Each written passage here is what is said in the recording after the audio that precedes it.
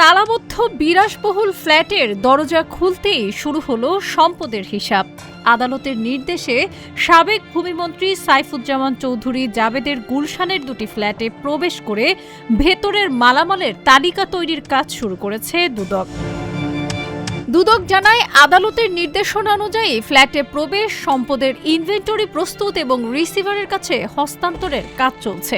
Inventory করতে গিয়ে একটি বিলাসবহুল রোলেক্স ঘড়ির ওয়ারেন্টি কার্ড উদ্ধার করেছে দুদক।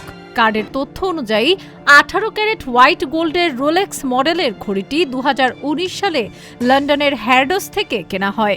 আন্তর্জাতিক বাজারে এর বর্তমান মূল্য প্রায় 21 লাখ টাকা।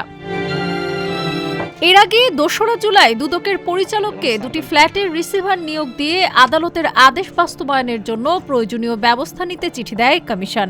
চিঠিতে বলা হয়, গুলশানের রোড 66 এর একই ভবনের A7 ও B7 নম্বর দুটি ফ্ল্যাটের নিয়ন্ত্রণ, ব্যবস্থাপনা, তদারকি ও রক্ষণাবেক্ষণের দায়িত্ব রিসিভারের ওপর ন্যস্ত করা হয়েছে। রাজনৈতিক পট পরিবর্তনের পর সাইফুজ্জামান চৌধুরীর বিরুদ্ধে অনুসন্ধান শুরু করে দুদক। পরে তার বিরুদ্ধে অনিয়ম ও দুর্নীতির অভিযোগে একাধিক মামলা করা হয়। 2024 সালে বিদেশে বিপুল পরিমাণ সম্পদ করার অভিযোগও তখন আলোচনায় আসে। এর আগে 26শে ফেব্রুয়ারি যুক্তরাজ্যে তার নামে থাকা 518টি ফ্ল্যাট ও অ্যাপার্টমেন্ট ক্রোকের নির্দেশ দেন আদালত।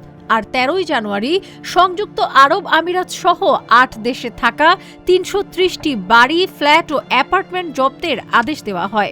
একই সঙ্গে যুক্তরাষ্ট্রে তার নামে থাকা দুটি কোম্পানিতে করা বিনিয়োগও অবরুদ্ধ করার নির্দেশ দেওয়া হয়।